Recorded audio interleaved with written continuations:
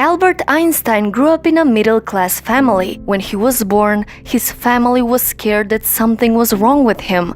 He had a very large and misshapen head. But fortunately, within the first few weeks, the shape of his head became normal. But their worries didn't stop there. When he was very young, his parents thought he might be intellectually disabled, because he was very slow to learn to talk and did not speak until he was 4 years old. At that time, he often formed full sentences in his thoughts, but did not speak. He used to practice the sentences in his head or whisper them softly under his breath until he got them right, and then say them aloud. Many people believed Einstein would never succeed at anything. When he was 5 years old, his father showed him a simple pocket compass, and Einstein was fascinated, and that was the beginning of his obsession with science. He also began playing the violin at the age of 6 and would continue to play throughout his life. At school, Einstein was a good student. Most of his grades were high and he was near the top of his class, but mainly because of math and science, so his grades depended mostly on his interest in the subject. When Einstein was only 10 years old,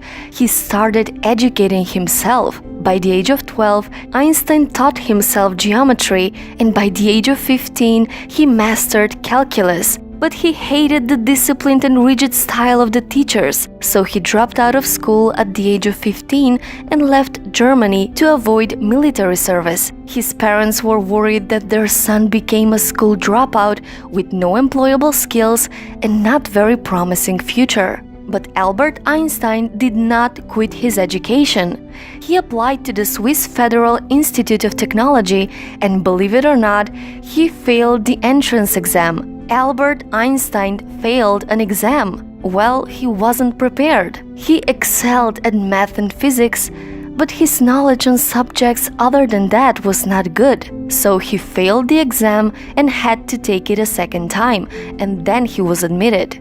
There he met his future wife, Mileva Maric. She was the only woman among the 6 students in that section. After finally graduating, he couldn't get a job in academia for almost a decade. Every one of his professors knew that Albert was brilliant, but they were also bothered by his rebellious and disobedient side, so they refused to recommend him for various positions, so the academic institutions wouldn't hire him. But young Einstein needed money, so he got a job as a clerk in a patent office. The job was mostly mindless and very easy for Einstein, so he liked the job because he had so much free time to study and research while working there, and he developed his most important theories while working his boring job.